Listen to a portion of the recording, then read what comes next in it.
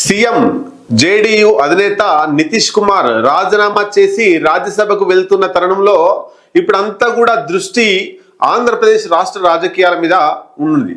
మరి ఎందుకు చంద్రబాబు నాయుడు కూడా రాజీనామా చేసి తన కొడుకు ముఖ్యమంత్రి చేసి లోకేష్ని ముఖ్యమంత్రి చేసి తను కూడా జాతీయ రాజకీయాల్లో చక్రం తిప్పడం కోసం ఉప ప్రధానమంత్రి పదవి లేదా రాష్ట్రపతి పదవి ఆశిస్తున్నట్టు చర్చ నడుస్తూ ఉంది. దీని మీద ఈరోజు మన జనం టీవీ పూర్తిగా లోతైన విశ్లేషణ అందించే ప్రయత్నం చేస్తుంది. నితీష్ బాటలో బాబు వెళ్తాడా, వెళ్ళక తప్పడం లేదా, మరి వెళ్తే లోకేష్ ముఖ్యమంత్రి అవుతాడా లేదా బీజేపీ వ్యూహాత్మకంగా అక్కడ పవన్ కళ్యాణ్ని ముఖ్యమంత్రి చేస్తుందా అనేటువంటి దాని మీదే మనం మాట్లాడుకుందాం. బీహార్ సీఎం నితీష్ కుమార్ బాటలో ఏపీ సీఎం చంద్రబాబు వెళ్ళడానికి ఆలోచన చేస్తున్నట. ఇదే అదునైన సమయం అని భావిస్తున్నాడట. ఏపీలో తనయుడు లోకేష్ కు పట్టం కట్టి అంటే ముఖ్యమంత్రి సీటు మీద కూర్చోబెట్టి తను రాజ్యసభ ద్వారా జాతీయ రాజకీయాల్లోకి పోయి చక్రం తిప్పాలనేటువంటి వేగంగా మారుతున్నటువంటి సమీకరణాల వల్ల ఆయన ఆ ఆలోచనకు వచ్చిండట. మరి ఒక్కసారి దీనికి సంబంధించి చూద్దాం. పైగా ఎన్డీఏ రాజకీయాల్లో తమ మాట చెల్లుబాటుకు ఇదే అదునుగా ఇద్దరు నేతలు భావిస్తున్నారు. ఒకటి నితీష్ కుమార్, రెండోది చంద్రబాబు నాయుడు. ఇప్పుడు తప్పితే ఎప్పుడు జాతీయ రాజకీయాల్లో చక్రం తిప్పలేం. ఇప్పుడు తెలంగాణ అటు ఆంధ్రప్రదేశ్ రాష్ట్రంలో కూటమి అధికారంలో ఉంది. అట్లాగే జాతీయ వ్యాప్తంగా దేశంలో కేంద్రంలో బీజేపీ ఎన్డీఏ అధికారంలో ఉంది. కాబట్టి ఇదే అదునుగా భావించి ఇద్దరు నేతలు కూడా ఇటు నితీష్ కుమార్ అటు చంద్రబాబు నాయుడు ఇద్దరు కూడా చక్రం తిప్పాలన్న ఆలోచనలో ఉన్నారట. కేంద్రంలో దృఢమైన ప్రభుత్వం కోసం ప్రధాని నరేంద్ర మోడీ తమ మద్దతు మీద ఆధారపడుతున్న ప్రస్తుత సమయం ఇది. అంటే ఈ ఇద్దరు మద్దతు, ఇటు నితీష్ కుమార్కి 12 లోక్సభ స్థానాలు ఉన్నాయి, 16 లోక్సభ స్థానాలు టీడీపీకి ఉన్నాయి.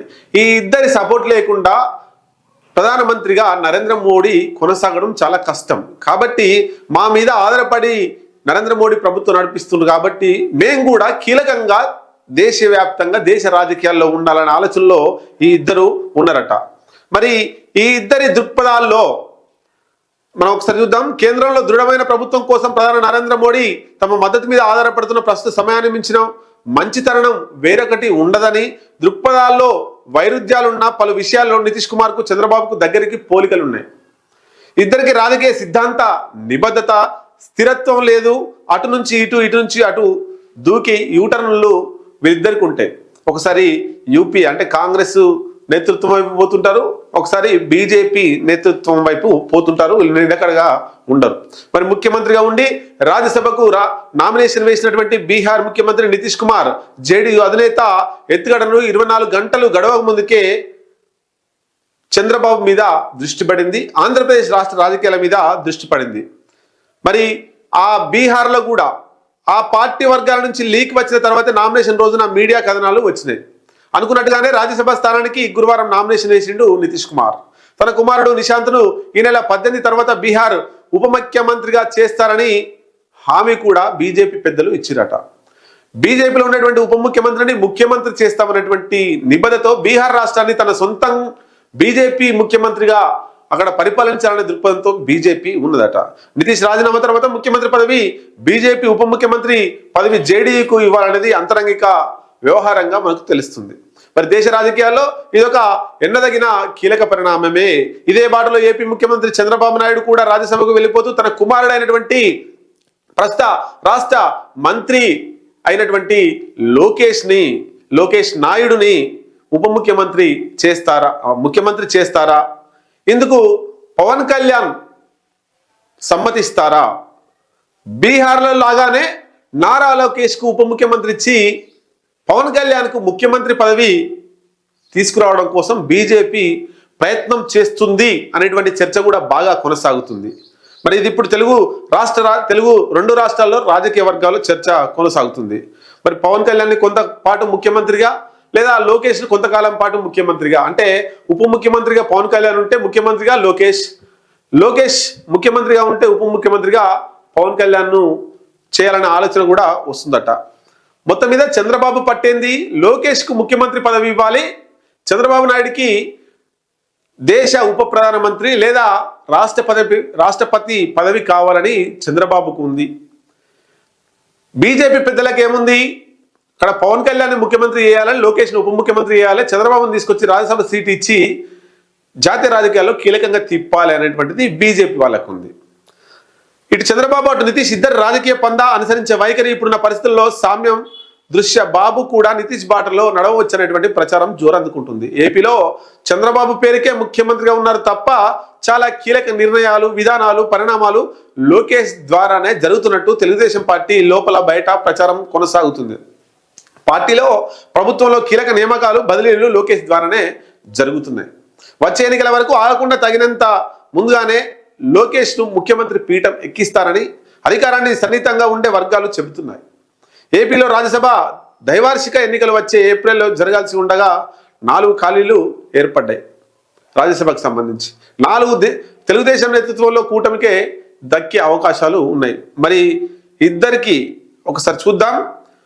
రామ్ మనోహర్ లోహియా, జయప్రకాష్ నారాయణలతో ప్రభావితున్నైనని చెప్పుకునే కుర్మి నాయకుడు నితీష్ కుమార్ కు సామ్యవాదిగా, బడుగు బలహీన వర్గాల నాయకుడిగా పేరుండేది. కానీ ఆయన తరచూ రాజకీయాల వైఖరి మార్చు బీజేపీకి వ్యతిరేకంగా కొన్నిసార్లు, అనుకూలంగా కొన్నిసార్లు రాజకీయాల వైపు పోతుంటారు. రాజకీయ సిద్ధాంత నిబద్ధత జీరో అని, ఏ శిబిరంలో ఉన్నా సరే నిరంతరం ముఖ్యమంత్రిగా ఉండడమే ఆయన లక్ష్యమని నితీష్ను విమర్శించే వరకు పరిస్థితి వెళ్ళింది. అంతే తేలికగా ఎవరిని నమ్మరు.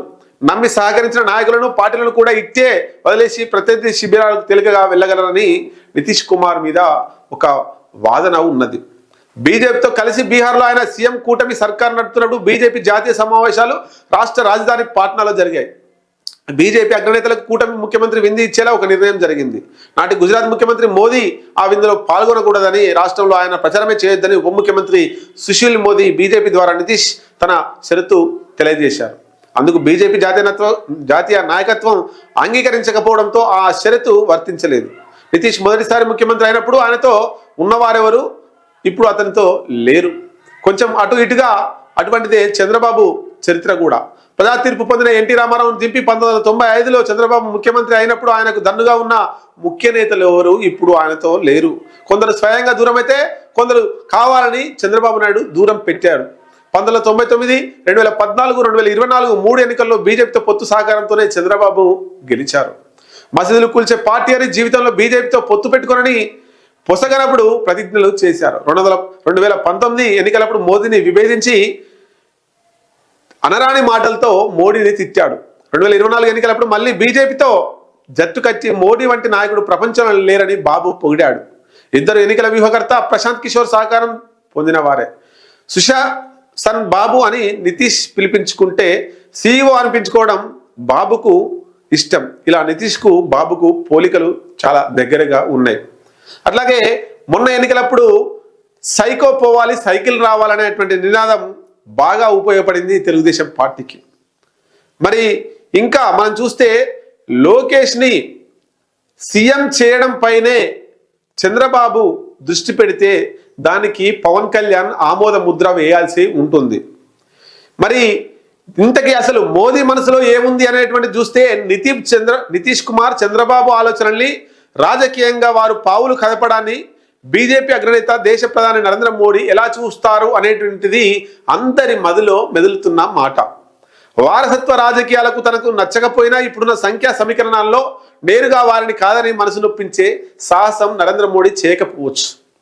ఆయా రాష్ట్రాల్లో వారికి ఉన్న బలం, బీజేపీ బలం లేని చోట కాంగ్రెస్ను నిలువరించాల్సిన అవసరం దృష్ట్యా ఆయన కొంత స్తబ్దత పాటించవచ్చు. ఇంకో రకంగా ఈ పరిణామాలు ప్రధానికి కలిసి వచ్చేవే. రేపటి పశ్చిమ బెంగాల్ ఎన్నిక తర్వాత తృణమూల్ అధినేత్రి మమతా బెనర్జీ పరిస్థితి ఎలా ఉంటుందో, ఏ కారణం చేతైనా ఆమె విపక్ష కేంద్రకంగా ఎదిగి ఢిల్లీ రాజకీయాల్లోకి వస్తే నితీష్ లాంటి వాళ్ళు, చంద్రబాబు నాయుడు లాంటి వాళ్ళు తనకు ఢిల్లీ స్థాయిలో సహాయ సహకారాలు అందించడం కోసం దేశ రాజకీయాల్లోకి రావాలని మోడీ కోరుకుంటున్నట్టున్నాడు. ఒక రాజకీయం అవసరమే.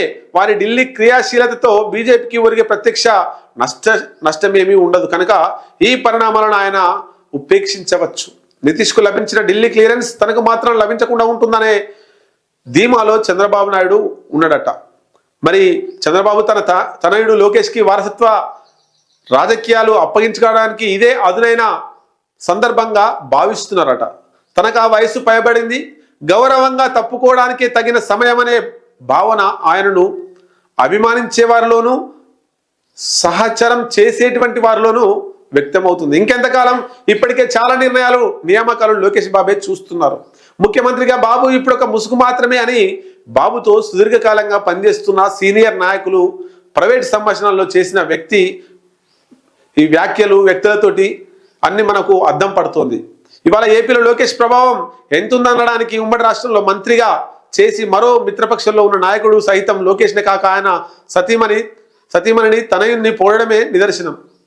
2019లో సాధారణ జనంలో జగన్ కావాలి జగన్, రావాలి జగన్ అని వినిపించినట్టు ఉండాలి. బాబు ఏలాలి బాబు అని ప్రస్తుతం ఎవరు కోరుకోవడం లేదు, అనుకోవడం కూడా లేదు. చిన్నబాబు లోకేష్ అనుచర గణనంలోనూ ఈ భావన లేదు. మొత్తం మీద ఆ రాష్ట్రంలో చంద్రబాబు నాయుడు రాజీనామా చేసి ఢిల్లీ రాజకీయాల్లోకి వెళ్తారా? వెళ్తే లోకేష్ను ముఖ్యమంత్రిగా చేస్తారా? పవన్ కళ్యాణ్ ముఖ్యమంత్రిగా అనూహ్యంగా బీజేపీ చేయబోతుందా?